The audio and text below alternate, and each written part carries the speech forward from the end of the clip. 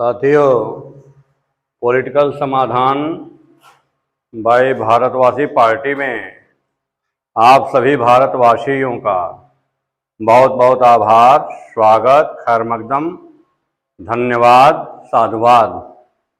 साथियों, आज का जो विषय है वो बहुत ही महत्वपूर्ण विषय है, बहुत ही कंसंट्रेट है, सार तत्व है पॉलिटिक्स का। साथियों, आपको जानकर हैरानी होगी कि बिहार में अभी जातीय जनगणना हुआ, जिस जातीय जनगणना में 63% ओबीसी पॉपुलेशन की डाटा पेश की गई। यानी ओबीसी की पॉपुलेशन, अदर बैकवर्ड क्लास की पॉपुलेशन लगभग 63% और SC ST का पॉपुलेशन 20%, माइनॉरिटी का पॉपुलेशन 18% और जो सवर्ण है खासकर ब्राह्मण, जिसका पॉपुलेशन 3.5% महिला सहित है, अर्थात पुरुषों की संख्या 1.75% है। आप सभी को जान के हैरानी होगी कि 63% का ओबीसी वाला पॉपुलेशन लोकतंत्र के किसी भी पिलर में संख्या के आधार पे उसका कोई प्रतिनिधित्व नहीं है। ऐसा क्यों है? इस विषय पे आने वाले समय पे बहुत ही ब्रॉड लेवल पे हम लोग वीडियो बनाएंगे, बहुत ही ब्रॉड लेवल पे आपको इंफॉर्मेशन देंगे, जानकारी देंगे, ताकि इंफॉर्मेशन से ही परिवर्तन होता है। अगर वास्तविक इंफॉर्मेशन, वास्तविक जानकारी आप तक पहुंचे तो आप इस देश, समाज और राष्ट्र में महान परिवर्तन कर सकते हैं। साथियों, इसलिए उसके पहले एक विषय है जो पूरे जीवन के, हमारे पूरे जीवन के सोच का, पूरे जीवन के रिसर्च का कंसंट्रेट है, सार तत्व है, जिसको हम लोग विचार शक्ति, चेतना शक्ति, बुद्धि शक्ति और ज्ञान शक्ति के नाम से जानते हैं। साथियों, जानवर और इंसान में क्या फर्क है? जानवर भी वही क्रियाएं करता है जो इंसान करता है। जानवर भी प्रजनन करता है, इंसान भी प्रजनन करता है। जानवर भी सेक्स करता है, इंसान भी सेक्स करता है। जानवर भी भोजन लेता है, इंसान भी भोजन लेता है। जानवर भी बच्चे पैदा करता है, इंसान भी बच्चे पैदा करता है। लेकिन इन जानवर और इंसान में एक बहुत बड़ा अंतर है, और वो अंतर है सोचने और समझने की शक्ति का अंतर। सोचना और समझना। साथियों, सोचना और समझना, ये दो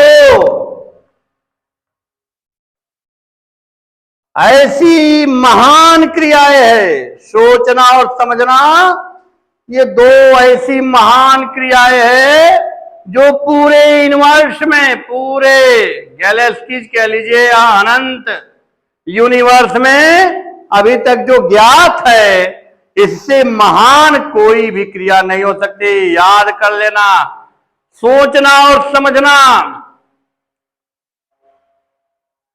पूरे यूनिवर्स की महान क्रिया है। सोचने और समझने की महान क्रिया द्वारा जिस शक्ति का निर्माण होता है, उस शक्ति को ज्ञान की शक्ति कहते हैं, उस शक्ति को विचार की शक्ति कहते हैं, उस शक्ति को चेतना की शक्ति कहते हैं। आपको जान के हैरानी होगी कि पूरे दुनिया में, पूरे मानव समाज में एक महामानव आज के 2500 साल पहले ऐसे महामानव का जन्म हुआ, जिन महामानव ने पूरे दुनिया में ऐसा सिद्धांत दिया, ऐसा नॉलेज दिया, ऐसा ज्ञान दिया, ऐसी जानकारी दी, जिस जानकारी की अभी तक किसी भी महापुरुष ने पुनरावृत्ति नहीं कर सका। ऐसे जानकारी देने वाले महामानव ने सबसे पहले चेतना की शक्ति का विकास कैसे हो, सोचने और समझने की शक्ति का विस्तार कैसे हो, इस विस्तार के लिए काम किया। और उस काम को करने के बाद उन्होंने ये समझाया कि हे मानो, अगर तुम सोचने और समझने की शक्ति का सकारात्मक विकास करो, सोचने और समझने की शक्ति का सकारात्मक विस्तार करो, तो ब्रह्मांड, जिसे आप यूनिवर्स कह सकते हैं, ऐसी कोई एनर्जी नहीं, ऐसी कोई जीवित और अजीवित वस्तु नहीं जिसका आप उपयोग नहीं कर सकते।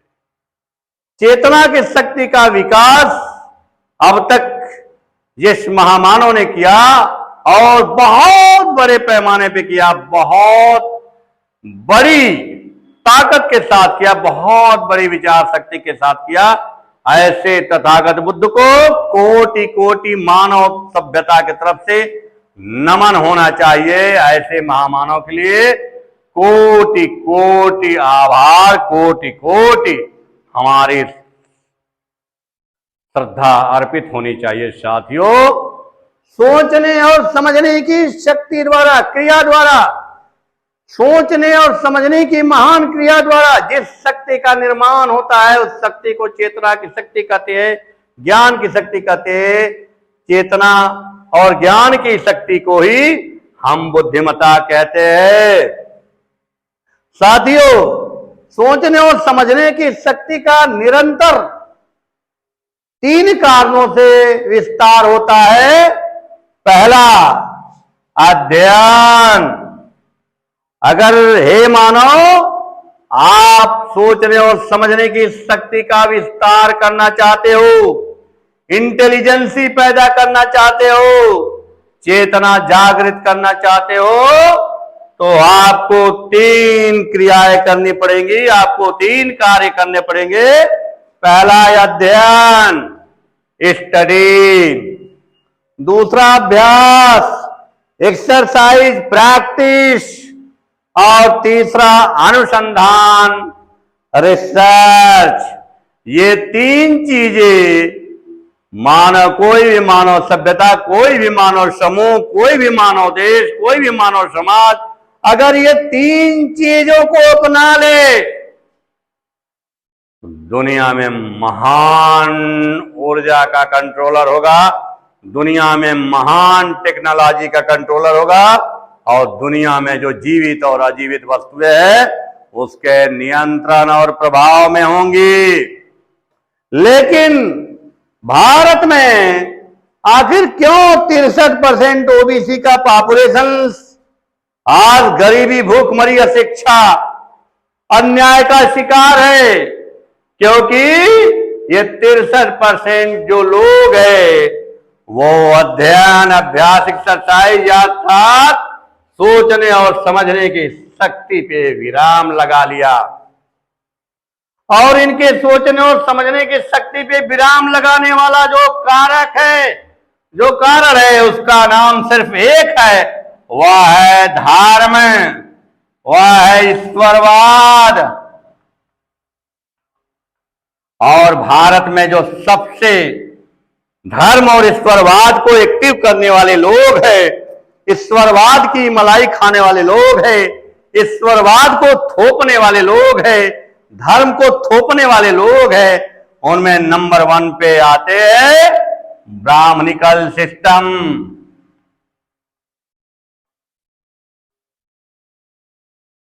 धर्म का मुलम्मा खड़ा करके भारत के लोगों के अंदर से सोचने और समझने की शक्ति के विस्तार को रोक दिया साथियों, जिसके कारण ईश्वरवाद आया। और ईश्वरवाद ने कहा कि मैं ही करता हूं, मैं जिसे चाहता हूं ज्ञान देता हूं, मैं जिसे चाहता हूं वस्तु देता हूं, मैं जिसे चाहता हूं विकास करता हूं। ऐसा कहलवा करके धर्म ग्रंथों से भारत की चेतना शक्ति का विनाश कर दिया साथियों।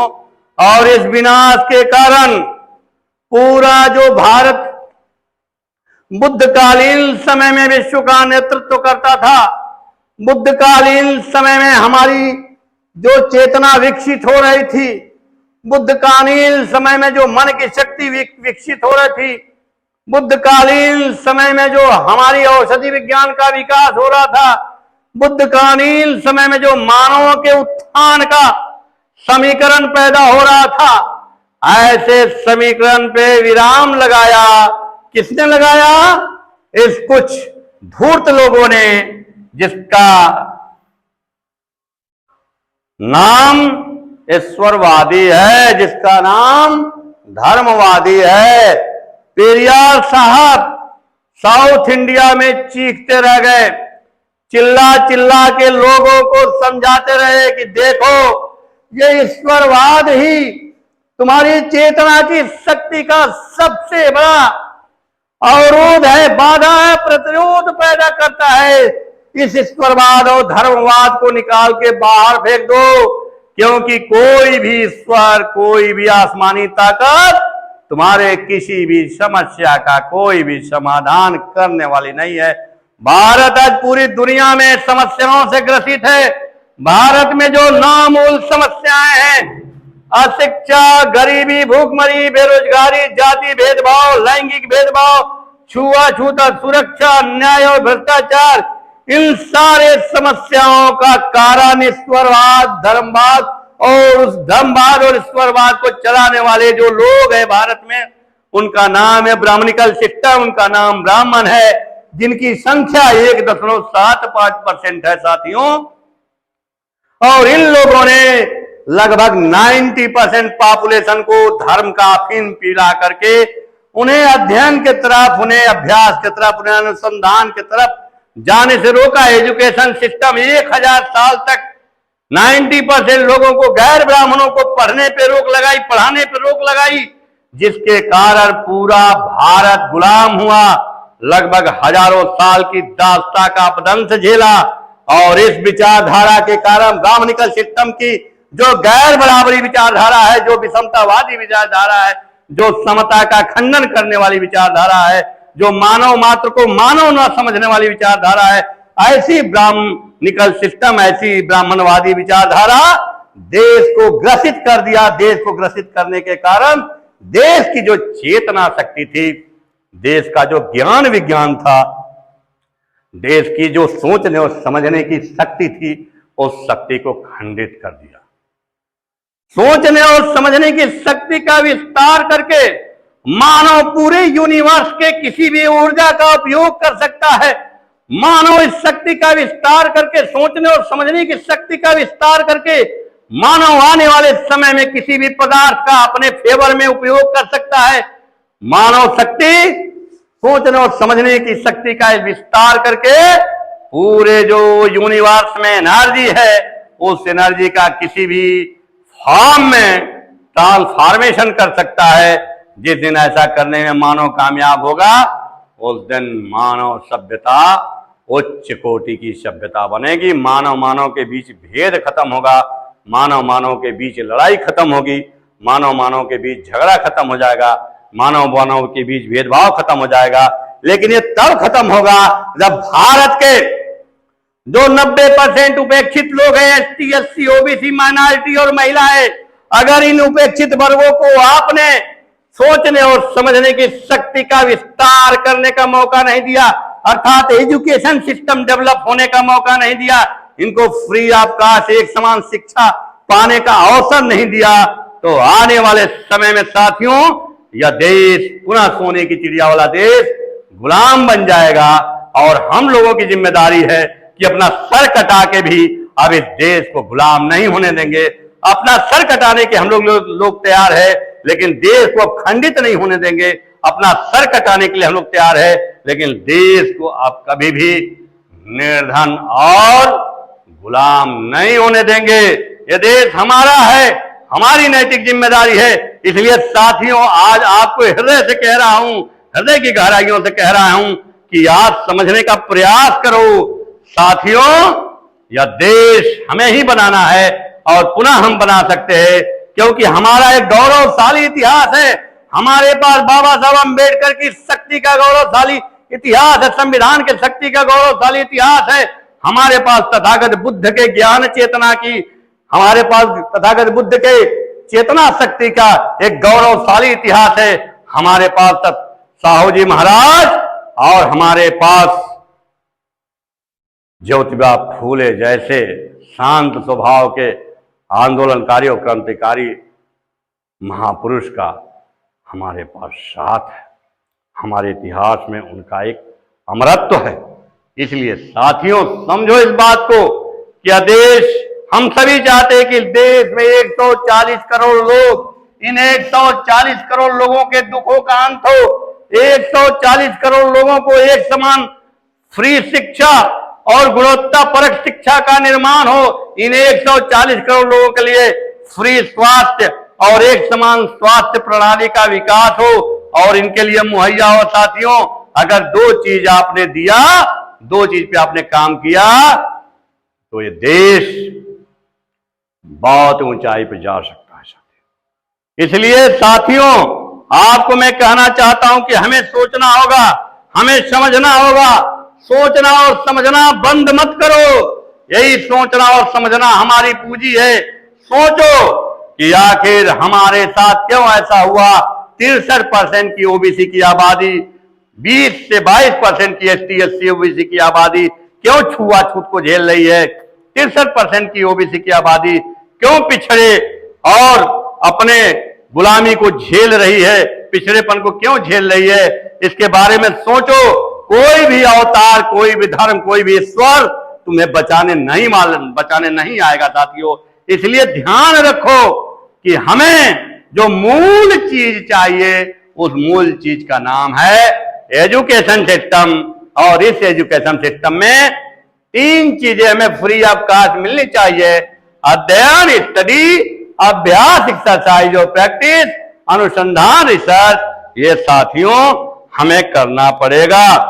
सोचने और समझने की शक्ति के कारण 3 परिणाम पूरे जीवन में घटित होंगे। कोई भी जीवित अजीवित वस्तु कैसे पैदा हुई थी, कैसे पैदा हुई है, या इसका कैसे निर्माण हुआ है, कैसे निर्माण हुआ था, इन कारणों की जानकारी, सत्य और वास्तविक जानकारी प्राप्त करना।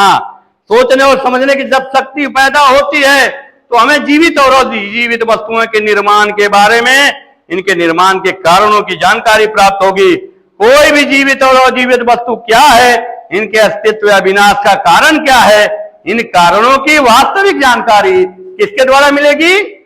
इन सोचने और समझने की शक्ति के कारण। इसलिए सोचना और समझना जब तक इसका विस्तार नहीं करेंगे, तब तक आप अपने किसी भी समस्या का समाधान नहीं कर सकते। और सोचने और समझने की शक्ति जिस दिन आपके अंदर पैदा हो गई साथियों, उस दिन सारे भ्रम टूट जाएंगे। उस दिन सारे धार्मिक षड्यंत्र टूट जाएंगे। उस दिन सारे नस्लवाद टूट जाएंगे। उस दिन सारे सुपरियॉरिटी कॉम्प्लेक्स जो ब्राह्मणों ने पैदा कर रखी है कि हम सबसे ऊंचे हैं, बाकी लोग नीच है, वो सब कुछ टूट जाएगा और पुनः एक समान जनता का निर्माण होगा, एक समान मानव का निर्माण होगा।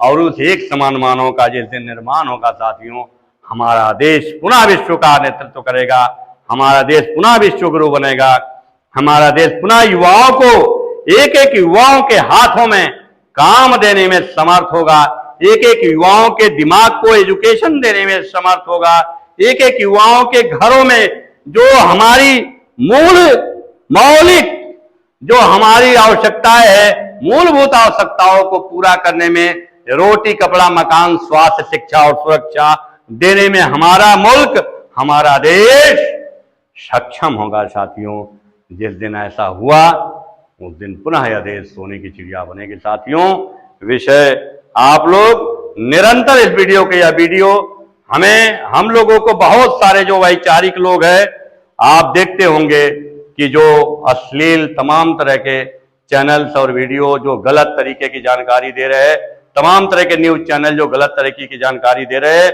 और उन वीडियोज को आप और हम निरंतर देख रहे हैं, शेयर कर रहे हैं। साथियों, वो विषय हमारा नहीं है कि उनको देखो या छोड़ो, लेकिन ये जरूर करो, पैदा करो कि जो भी वैचारिक वीडियो है बहुजनों के, जो भी बहुजन समाज के जो महापुरुष है, जो बहुजन समाज के लोग हैं, चाहे वो मीडिया चैनल के लोग हो, चाहे बहुजन का मीडिया चैनल हो, चाहे बहुजन का वो ट्रेनिंग कैंप का चैनल हो, चाहे बहुजन का वो नॉलेज प्रोवाइड करने का चैनल हो, जो बहुजन का ज्ञान शक्ति देने वाला चैनल हो, साथियों ऐसे चैनल को आप जरूर सब्सक्राइब करें, शेयर करें और उसे जरूर देखें, क्योंकि यह जो ज्ञान है ये 30 से 40 वर्ष के रिसर्च अध्ययन का परिणाम है साथियों। इसलिए आपके सामने इस समाज के जो लोग जानकार होते हैं, जानकारी देने का दायित्व तो उन्हीं का होता है। इसलिए साथियों निरंतर आपको बहुत ही लेटेस्ट, बहुत ही वैज्ञानिक, बहुत ही यथार्थवादी विचारधारा की जानकारी आप तक पहुंचाने का हम लोग काम करेंगे साथियों। इसलिए निश्चित रूप से आप इस वीडियो को देखें और अपने परिवार के, अपने बच्चों को ये यथार्थवादी वास्तविक जानकारी अपने बच्चों तक जरूर पहुंचाए, क्योंकि आने वाले समय में हम लोग बताएंगे कि क्या कारण है कि 3.5% का पॉपुलेशन भारत के 100% पॉपुलेशन पे रूल कर रहा है, शोषण कर रहा है, शासन कर रहा है। इस विषमता को समाप्त करने के लिए आपको इस वीडियो को शेयर करना पड़ेगा, अपने बच्चों तक पहुंचाना पड़ेगा। और अगले वीडियो में हम लोग एक नवीन जानकारी, हर वीडियो में, हर सेशन में, हर कैडर में आपको एक नवीन जानकारी मिलेगी। हम लोगों का जो यूट्यूब चैनल है भारतवासी पार्टी के नाम से, उसको सब्सक्राइब करें और सब्सक्राइब के साथ साथ शेयर करें। जय भारत, जय भारतवासी, जय भीम।